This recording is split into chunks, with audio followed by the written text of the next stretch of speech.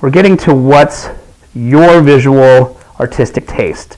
So everything that I'm going to talk about pretty much moving forward is what I like, right? We all dress differently. We all have a different way that we dress based off of fashion, and hair's no different. Some people dress a particular way because they like the way that looks, and same thing with hair.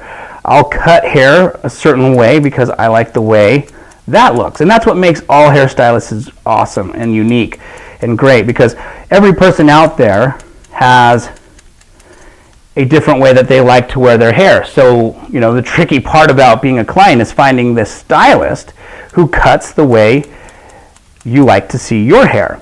And that's how every stylist builds up a clientele, is those clients come and they're really happy with the way that stylist finished their hair, and that stylist finished their hair based off of their artistic eye.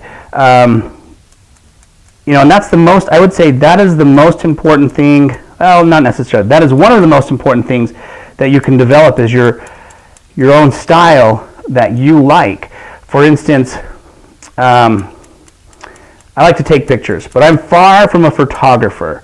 And if you looked at my pictures versus somebody else's pictures, you could usually tell, or even an artist who draws, once you get to know that artist, you can usually tell if that's a Van Gogh or if that's not a Van Gogh, because you've learned how Van Gogh likes to do his art.